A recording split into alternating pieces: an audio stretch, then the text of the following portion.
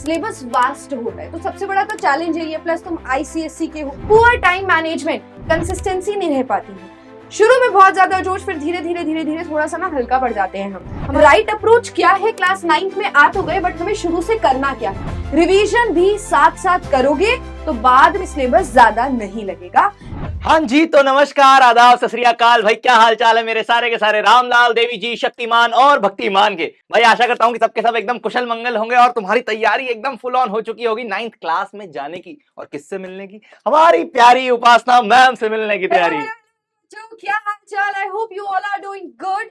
अब थोड़ा सा स्ट्रेस का माहौल आ चुका होगा क्योंकि अब क्लास 8 से 9th में जाने वाले हो और बहुत सारी बातें सुनने को मिल रही होंगी घर वालों से कि अब तुम बड़े हो चुके हो, अब तुम सीनियर क्लास में आ चुके हो। सोचना शुरू कर दो कि तुमको अब क्या करना है। 10th के बाद 11th के बाद ऐसी बातें इनकी स्टार्ट हो गई। बिल्कुल है ना? बिल्कुल बिल्कुल। और सबसे ज्यादा दुख तो भाई मेरे को इस बात का है कि यार अब तुम मेरे शक्तिमान नहीं रहोगे, अब तुम मैम के निंजास बन जाओगे।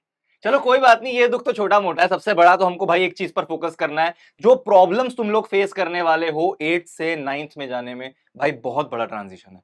तुमको अगर लग रहा हो कि छोटी मोटी बात है तो ये बात भूल जाओ, मेहनत में लग जाओ। हाँ, मौज मस्ती तो भाई चलती रहनी चाहिए, बिल्कुल कोई दिक्कत वाली बात नहीं है। लेकिन भाई जो भी तुम प्रॉब्लम्स फेस करने वाले हो, उन सारी प्रॉब्लम्स के बारे में आज हम तुमको बताने वाले हैं। और सिर्फ प्रॉब्लम्स नहीं बताएंगे क्योंकि वो तुम ऑलरेडी फेस कर रहे हो, उनका सॉल्यूशन भी हम ही तुम्हें देंगे। ठीक है भाई? बिल्कुल सही बात बोली है सर ने कि भाई अभी तुम लोग बहुत ज्यादा कंफ्यूज भी होगे कि भाई क्या होगा, कैसा होगा, टेंशन में भी होगे, सारी प्रॉब्लम्स भी तुम्हारे सामने होंगी, बट हम उसका सॉल्यूशन लेकर आए हैं। तुमको टेंशन लेने की जरूरत नहीं है। कैसे पढ़ना है, क्या करना है, क्या राइट अप्रोच, क्या राइट स्टडी मेथड रहने वाला है, वो सारी चीजें आज हम डिस्कस करने वाले हैं।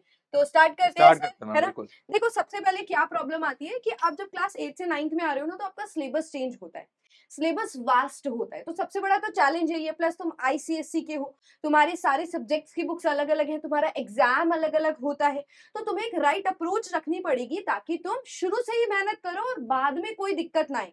तुमको पता है स्ट्रेस कब होता है? जब चीजें पाइल्ड अप हो जाती हैं और हमने टाइम पे एक्शन नहीं लिया होता। तो उसका सॉल्यूशन क्या है कि देखो, अब आप क्लास 8 से 9th में आ रहे हो तो पहले दिन से शुरुआत करेंगे। दिक्कत क्या आती है? पहली दिक्कत, तुम्हारा ना रूटीन नहीं बन पाता है स्टडी का। 8th में जिस तरीके से तुम पढ़ रहे थे, शायद कुछ कम घंटे लग रहे थे तुम्हें, तुम्हारा सिलेबस कंप्लीट हो जा रहा था। बट जब बायो में, तुमको डराना नहीं चाहती हूँ, बट बायो में तुम्हारे 18-19 चैप्टर्स हैं। अब ये चैप्टर्स तुमको पूरे साल में बहुत अच्छे से कंप्लीट करने हैं, रिवाइज करके खत्म कर देने हैं।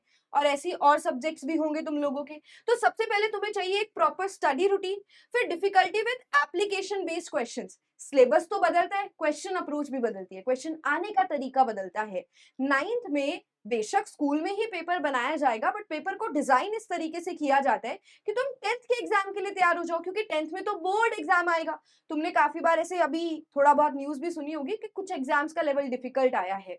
तो आपको अपनी अप्रोच, अपनी मेहनत उसी लेवल की रखनी है कि पेपर का लेवल यार कैसा भी आ जाए, तुम अच्छे मार्क्स लेकर आओ, तुम अच्छा स्कोर करो। तो एक तो ये एप्लीकेशन बेस्ड क्वेश्चंस, तुमको टेंशन लेने की जरूरत नहीं है, ये हम लोग कराएंगे, इसकी प्रैक्टिस तुमको हम लोग कराएंगे। पुअर टाइम मैनेजमेंट, अब तुम हो सकता है कि अभी बहुत ज्यादा जोश हो तुम्हारे अंदर कि 8 से 9th में आ गए यार, अब तो बहुत पढ़ाई करेंगे, कंसिस्टेंसी नहीं रह पाती है। शुरू में बहुत ज्यादा जोश, फिर धीरे धीरे थोड़ा सा ना हल्का पड़ जाते हैं हम। हमारा जोश धीरे धीरे कम हो जाता है, वो नहीं होना चाहिए। शुरू से टाइम मैनेजमेंट करना है, एंड उसकी भी चीजें, जो भी टिप्स हैं, जो भी रिक्वायरमेंट है, वो सारे टीचर्स तुमको प्रोवाइड करते रहेंगे। क्योंकि कुछ सब्जेक्ट्स ऐसे होते हैं, मैथ्स, फिजिक्स, जिसमें तुमको न्यूमेरिकल प्रैक्टिस के ऊपर ज्यादा काम करना है, मैथ्स की थ्योरम्स के ऊपर ज्यादा काम करना है, बायोलॉजी के कॉन्सेप्ट तो समझ आ जाते हैं बट उसको रिवाइज भी टाइम से करना है। तो ये सारी चीजें टाइम मैनेजमेंट के अंदर ही आती है कि किस तरीके से हम अपने टाइम को बेस्ट यूटिलाइज कर सके। उसके बाद है limited practice of numericals and analytic questions, क्योंकि अगेन वही बात हो गई ना कि तुम्हारा सिलेबस बदल रहा है, क्वेश्चन अप्रोच बदल रही है, एंड तुम्हें उसकी प्रैक्टिस अब ज्यादा करनी पड़ेगी। अभी तक जैसा चल रहा था वो 8 तक के लिए मोर देन इनफ था, सफिशिएंट था, अब थोड़ा सा बदलाव लाना पड़ेगा। डरने वाली बात नहीं है, बस अवेयर होने वाली बात है। राइट देव सर? बिल्कुल मैम, बिल्कुल बिल्कुल सही बोला आपने। और इनके अलावा मैम सबसे बड़ी डिस्ट्रैक्शन मुझे जो लगता है इन बच्चों को फेस होने वाली है। भाई देखो 8th क्लास में तुमने एक चैप्टर पढ़ा था, एडोलेसेंस का चैप्टर, ठीक है? एडोलेसेंट एज में तुम लोग एंटर हो चुके हो, सबसे ज्यादा डिस्ट्रैक्शंस होने वाली हैं इस एज में, ठीक है? अब देखो, हार्मोनल लोचा हो जाता है बिल्कुल इस बिल्कुल टाइम पर, एंड बिल्कुल, तुम्हारी गलती भी नहीं होती है इस तुम्हारी टाइम गलती पर। नहीं है, it's Sure. Very natural. Yes. लेकिन भाई तुमको इसके साथ कोप अप करना पड़ेगा, ठीक है? तभी जाकर के अच्छा स्कोर कर पाओगे एग्जाम्स में। और वो कैसे करना है भाई? देखो मैंने अपने टाइम पर खुद ये चीज एक करी थी। तुम्हारी क्रश का नाम अपने नोटबुक के ना एंड पेज पे लिखो जो भी डिस्ट्रैक्शन है, चाहे फ्रेंड्स है, चाहे कोई टीवी शो है, चाहे कुछ भी है, वो सारी की सारी डिस्ट्रैक्शंस लिखो एंड मन बना करके अच्छे से अपना मोटिव बना करके उसको एकदम स्क्रैच कर दो। इतनी भी तेज मत करना कि भाई पेपर ही फट जाए, ठीक है, इतना भी नहीं करना जोश हमको, लेकिन यार थोड़ा थोड़ा सा बुद्धि के साथ काम करना है, ठीक है। और ये जो है ना चीज लिखी है यहाँ पे, डिस्ट्रैक्शंस, ये या तो तुमको बिल्कुल खत्म कर देगी, या फिर अगर तुमने इसके साथ वर्क कर लिया तो भाई इसके साथ साथ, इन डिस्ट्रैक्शंस के साथ साथ, बताए तुम ना इतना अच्छा स्कोर कर लोगे अपनी क्लास में। सारी की सारी बातें हमारी फॉलो करना, मैम जो भी तुमको बताएंगी भाई 9th क्लास में, वो सारी स्ट्रेटजी, सारी बातें एकदम फॉलो करना। बहुत ही मक्खन तरीके से सब कुछ चमक जाएगा, पूरी 9th क्लास वैसे ही चमकेगी जैसे 8th क्लास तुम्हारे देव भैया ने तुम्हारी चमकाई थी, ठीक है। उसके अलावा जो भी डिफिकल्टी तुम फेस करते हो भाई कंसिस्टेंसी बनाने में, भाई देखो कंसिस्टेंसी कैसे बनाई जाती है, तुम्हें टाइम टेबल, मैं जैसा हमेशा बताता हूं, टाइम टेबल बहुत से टीचर्स बताते हैं, बहुत से टीचर्स नहीं बताते, मैं कभी नहीं बताता, क्योंकि मेरे को ऐसा लगता है हर इंसान का अपना खुद का टाइम टेबल होता है, हर इंसान का अपना अलग स्केड्यूल है, किसी का स्कूल कितने बजे खत्म हो रहा है, किसी का ट्यूशन कितने बजे जा रहा है, किसी का कुछ हो रहा है, किसी का कुछ हो रहा है। अपने हिसाब से जो बेस्ट तुम्हारा टाइम टेबल बनता है उसको फॉलो करो, और उसके अंदर कंसिस्टेंसी बनाने के लिए अपना खुद का योगदान दो भाई, ठीक है, कि तुम किस तरीके से अपनी कंसिस्टेंसी बना सकते हो। और जो भी बातें क्लास में बताई जाएंगी उनको फॉलो जरूर करना, वो मस्ट है, ठीक है। अगर वो नहीं करोगे तो देखो दिक्कत हो सकती है, लेकिन मेरे को पता है भाई मेरे प्यारे शक्तिमान जो कि अब निंजा बनने वाले हैं वो जरूर फॉलो करेंगे। Lack of the right resources और स्ट्रेटेजी, ये तो तुम्हारे लिए प्रॉब्लम होने ही नहीं वाली। पहली बात तो ये कि तुम्हारे लिए प्रॉब्लम होने ही नहीं वाली, क्योंकि रिसोर्सेज तुमको भाई जो क्लास में पढ़ाया जा रहा है, जो बढ़िया बढ़िया नोट्स तुम्हें दिए जा रहे हैं, जो कुछ भी बढ़िया तुम्हें यहाँ से मतलब वैल्यूज मिल रही हैं, और जो भी डीपीपी वगैरह मिल रहे हैं, सब एकदम मक्खन की तरह एकदम प्यारा तुमको समझ आ जाएगा भाई, ठीक है। वही तुम्हारे लिए बेस्ट रिसोर्सेज है। जब एग्जाम्स आएंगे तो उस टाइम पर अलग तुम्हारे लिए वन शॉट्स आएंगे, वो भी एक बेस्ट रिसोर्सेज है, उनमें जो क्वेश्चन प्रैक्टिस होगी सब एकदम अच्छे से कर लेना भाई, तुम्हारी 9th क्लास मक्खन है, ठीक है भाई, ये बात है। भाई देखो, जैसे सर ने बोला lack of right resources and strategy, strategy तो मिल जाएगी, अब रिसोर्सेज की बात यहाँ पर आईसीएससी में थोड़ा सा चैलेंजिंग हो जाता है, क्योंकि तुम्हारे पास एक बोर्ड्स की तरफ से प्रिस्क्राइब्ड बुक नहीं है। तो बायो में तुम सेलिना ले सकते हो, गोयल ब्रदर्स आती है वो ले सकते हो, जो भी फेमस पब्लिशर्स हैं उनकी बुक तुम ले सकते हो, क्योंकि पब्लिशर सारे अच्छा काम कर रहे हैं, तुम्हें बस उस बुक को फॉलो करना है, क्योंकि सिलेबस तो सेम है। हम तो सिलेबस फॉलो करेंगे, तुम्हें सिर्फ आंख बंद करके ना अपने टीचर्स के ऊपर ट्रस्ट करके उस चीज को फॉलो करना है, क्योंकि बहुत सारी बुक्स में ना बहुत एक्स्ट्रा कंटेंट भी दिया हुआ है तुम्हें जिसकी रिक्वायरमेंट नहीं है। तो हम सिलेबस को फॉलो करेंगे जो कि तुम्हारे लिए इंपॉर्टेंट है, तुम्हारी 9th में काम आने वाला है। 8th में राइट, भी मैम हम सेलेना ही फॉलो कराता था मैं इनको, हाँ शायद 9th सर, में भी आप वही एक्चुअली करवाते होगे। 9th में 9th बायो में में तो भी सेलिना बायो में, है, हाँ। बाकी सब्जेक्ट वाइज तुमको जो भी हमारे सब्जेक्ट एक्सपर्ट टीचर्स हैं वो तुमको धीरे धीरे बता देंगे कि तुमको कौन सी बुक लेनी है। बाकी अगर तुम ऑलरेडी बुक्स ले भी चुके हो ना 9th की, क्योंकि तुम बहुत एडवांस चलते हो, तो भी कोई दिक्कत वाली बात नहीं है, क्योंकि हम सिलेबस को फॉलो करने वाले हैं। बस थोड़ी सी लैंग्वेज बदल जाती है, क्वेश्चंस बदल जाते हैं, बाकी चीजें वही है बेटा। बुक सारी वही चीज बता रही है, क्या फॉलो करना है, कितना फॉलो करना है, उसके लिए तुमको राइट गाइडेंस की जरूरत है, जो कि हम प्रोवाइड करेंगे। बिल्कुल, ठीक है, एब्सोल्युटली। अब थोड़ी सी और बातें करते हैं कि राइट अप्रोच क्या है। क्लास 9th में आ तो गए, बट हमें शुरू से करना क्या है। देखो, कुछ बातें फॉलो करनी है। क्या बातें फॉलो करनी है? Start early. अब तुम अगर मुझे देख रहे हो, सर को देख रहे हो, हमारी बातें सुन रहे हो, यानी कि तुम बिल्कुल सही टाइम पर सही जगह पर हो। तुमको अभी से अपना माइंड प्रिपेयर करना है और मान लेना है हम 9th में आ गए हैं, और 9th की पढ़ाई अभी से तुम्हारी स्टार्ट हो जानी चाहिए। देखो, एक बार बुक्स खोल के देखो, सिलेबस होता है ना वो क्यूरियस बच्चा जिसको खिलौने मिल जाते हैं और बहुत खुश हो जाता है। तुम्हारे लिए अब खिलौने तुम्हारी किताब है, उनसे भागो मत, उनसे डरो मत, उनको अपनाओ, क्योंकि बुक्स तुम्हारी बेस्ट फ्रेंड्स बनेंगी बेटा एक टाइम पर आके। फिर है हमारे पास क्लियर माइंडसेट। अभी से अपना गोल बनाओगे तभी उसके लिए मोटिवेटेड रहोगे और उस पर काम करोगे। 9th में अच्छे नंबर आते हैं नहीं आते हैं, उससे ज्यादा इंपॉर्टेंट क्या है कि हम 9th में ना मेहनत करना सीखते हैं। 11th 12th के बाद तुम्हारा कॉम्पिटिटिव एग्जाम की तैयारी स्टार्ट हो जाती है, एंड ट्रस्ट मी बहुत कॉम्पिटिशन है। पहले तो ये अपने दिमाग से निकाल देना कि मैम हमारे साथ ही ऐसा क्यों हो रहा है। सिर्फ तुम 9th में नहीं आए हो बेटा, बहुत सारे बच्चे 9th में आए हैं। हर बच्चा सेम प्रॉब्लम से गुजर रहा होगा, पर तुम्हें उस प्रॉब्लम को मास्टर करना है ना। वो कैसे करोगे? एक क्लियर माइंडसेट के साथ, जब तुम्हारा गोल फिक्स्ड होगा। जैसे लेट्स जस्ट से कि बहुत सारे बच्चों ने माना होगा कि इस बार तो 95 प्लस लेकर आऊंगा, या 99 या 100 मार्क्स भी आप टारगेट तो रख ही सकते हो ना, टारगेट रखने में तो क्या जा रहा है। अब बेटा वो एक इजी स्कोर नहीं है, 95 लाना, 100% लाना, 99 लाना, ये एक चैलेंजिंग स्कोर है, और उसके लिए तुमको शुरू से मेहनत करनी पड़ेगी। अपने दिमाग को इस तरीके से ट्रेन करो कि हाँ तुम कर सकते हो, और तुम करके दिखाओगे। मेहनत करना सीखना है, ठीक है। और क्या होने वाला है? Follow limited and trusted resources. अब आईसीएसई के रिसोर्सेज थोड़े से लिमिटेड हो जाते हैं as compared to other boards, but तुमको क्या टेंशन लेनी है, तुम्हारे पास है ना पीडब्ल्यू, तुम्हारे पास है ना हम लोग, तुमसे ज्यादा मेहनत करेंगे तुम्हें आगे ले जाने के लिए। तुमको बस हाथ पकड़ना है, तुम्हें सिर्फ अपना हाथ पकड़ना है, अपने टीचर्स का हाथ पकड़ना है, और हमारी जर्नी साथ साथ चलेगी, एंड तक चलेगी। आगे आ जाओ, उसके बाद है हमारे पास complete your syllabus in detail. ये भी वैसे तुम्हारी इतनी कोई प्रॉब्लम नहीं है, तुमको जैसे देव सर ने बोला कि क्लास में आना है, फॉलो करना है हमारी बातों को, बस तुम्हारा सिर्फ उतना काम है, just show up, come to the live classes, be regular, be consistent. उसके बाद ये सिलेबस की पूरी जिम्मेदारी हमारी है, कितना सिलेबस कितने टाइम तक खत्म हो जाना चाहिए, फिर उसकी रिवीजन, वो सब हम तुमको प्रोवाइड करेंगे बेटा। उसके बाद है हमारे पास राइटिंग प्रैक्टिस। अब राइटिंग प्रैक्टिस क्या होता है कि थियोरी में, जैसे बायो बहुत ज्यादा थियोरी वाला सब्जेक्ट है, एसएसटी तुम्हारी हिस्ट्री जियोग्राफी वो सारे सब्जेक्ट्स है, थियोरी वाले सब्जेक्ट्स है, उसमें तुमको आंसर राइटिंग पता होनी चाहिए कि राइट अप्रोच क्या है कि तुमको पूरे नंबर मिले।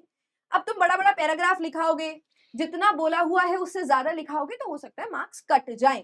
तो तुमको राइटिंग प्रैक्टिस भी चाहिए। और अगर मैं न्यूमेरिकल्स जैसे सब्जेक्ट की बात करूं, फिजिक्स हो गया, मैथ्स हो गया, केमिस्ट्री में केमिकल रिएक्शंस हो गई, तो उसकी प्रैक्टिस भी तुमको क्लास में ही कराई जाएगी। नोट्स ही तुमको इतने अच्छे प्रोवाइड किए जाएंगे कि तुम्हारी सारी तैयारी उसी से हो जाएगी। हर सब्जेक्ट की बात करें, राइटिंग प्रैक्टिस भी हमारे साथ तुम लोग कर लोगे, एंड रिवीजन इज मस्ट। अब इसकी थोड़ी सी जिम्मेदारी तुमको भी लेनी पड़ेगी। क्लास में आ गए, सब कुछ समझ लिया, कॉन्सेप्ट क्लियर हो गए, उसके बाद क्या करें?